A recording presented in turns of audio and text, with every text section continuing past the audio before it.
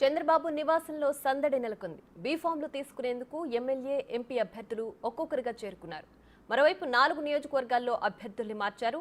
ఉమ్మడి విశాఖ జిల్లాలో పాడేరు నుంచి మాజీ ఎమ్మెల్యే గిడ్డి ఈశ్వరికి టికెట్ ఇస్తూ మాడుగుల నుంచి బండారు సత్యనారాయణ మూర్తిని రంగంలోకి దించుతున్నారు.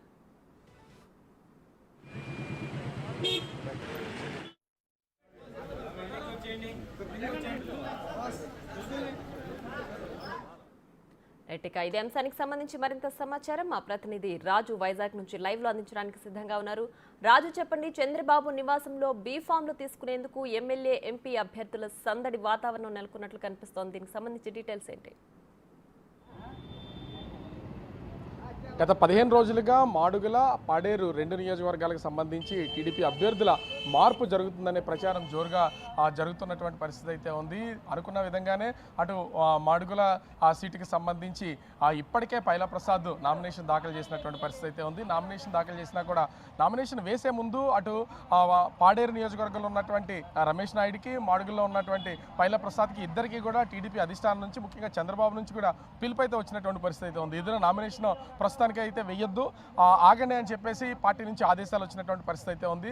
అయితే ఈ నేపథ్యంలో అటు పాడేరులో రమేష్ నాయుడు, మాడుగుల్లో పైలా ప్రసాద్ ఇద్దరు కూడా ఇప్పటికే నామినేషన్లు వేశారు. అయితే ఈరోజు టీడీపీకి సంబంధించినటువంటి ఎమ్మెల్యే, ఎంపీ అభ్యర్థులు మొత్తం అందరికీ కూడా ఈ బీఫామ్ ఇస్తున్నటువంటి నేపథ్యంలో పాడేరు నియోజకవర్గం నుంచి గిడ్డి ఈశ్వరి, మాజీ ఎమ్మెల్యే గిడ్డి ఈశ్వరికి అయితే పిలుపు రావడం అయితే జరిగింది. ప్రస్తుతం గిడ్డి ఈశ్వరి కూడా చంద్రబాబు నివాసానికి చేరుకున్నటువంటి పరిస్థితి అయితే మనం చూస్తున్నాం. అదేవిధంగా మాడుగుల నియోజకవర్గం నుంచి పైలా ప్రసాద్ నామినేషన్ వేసిన అక్కడ కొన్ని ఈక్వేషన్స్, అక్కడ గవిరెడ్డి రామానాయుడు, అదేవిధంగా టీడీపీ ఇన్ఛార్జ్ కుమార్, వీళ్ళందరినీ సముదాయించి మాజీ మంత్రి బండారు సత్యనారాయణ మూర్తికి అయితే సీటు కేటాయించినటువంటి పరిస్థితి ఉంది. ఆయన కూడా ప్రస్తుతం బీఫామ్ తీసుకోవడానికి చంద్రబాబు నివాసానికి వెళ్ళినటువంటి పరిస్థితి ఉంది. అయితే ఇప్పుడు ఈ సీట్లు మార్చినటువంటి నేపథ్యంలో ఇవి ఎవరెవరు సహకరిస్తారు లేదు అనేది తెలియాల్సినటువంటి పరిస్థితి ఉంది. మొదటి నుంచి కూడా అటు పెందుర్తి సీటు మిస్ అయినటువంటి నేపథ్యంలో బండారు సత్యనారాయణ మూర్తి కూడా నాకు ఖచ్చితంగా సీట్ అయితే అకామిడేట్ చేస్తారు, ఇది చేయకపోతే కనుక నేను టీడీపీలోనే కొనసాగుతాను, కానీ పార్టీ మారే ప్రసక్తే లేదు, ఇందులోనే ఉంటానని చెప్పినటువంటి పరిస్థితి అయితే ఉంది. ఈ నేపథ్యంలోనే బండారు సత్యనారాయణ మూర్తిని ఇప్పుడు తీసుకొచ్చి మాడుగుల నియోజకవర్గంలో చంద్రబాబు అవకాశం కల్పించడం, దానికి సంబంధించినటువంటి మరికొద్దిసేపట్లో బీఫామ్ ఇచ్చే అవకాశం అయితే కనిపిస్తుంది. మరోపక్క గిడ్డీశ్వరి కూడా చంద్రబాబు నివాసం దగ్గర ఉన్నారు. బీఫామ్ తీసుకుని ఇప్పుడు పాడేరు అయితే వచ్చే అవకాశం అయితే ఉంది.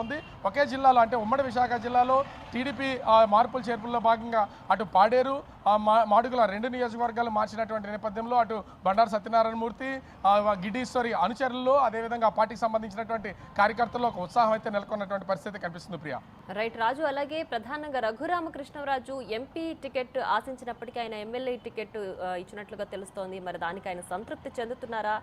తర్వాత ఎలాంటి యాక్షన్ తీసుకోబోతున్నారు?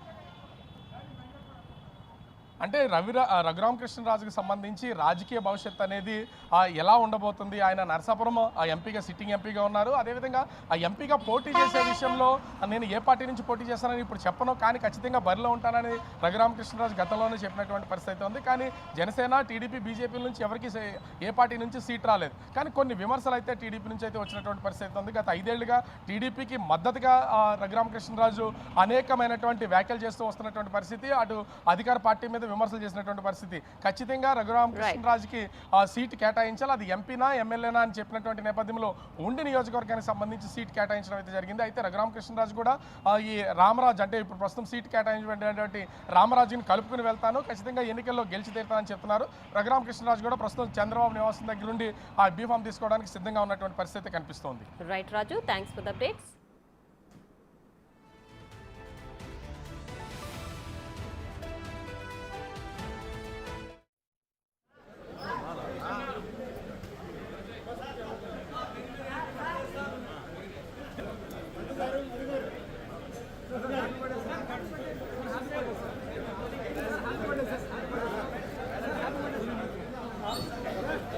Sir, happy birthday to you.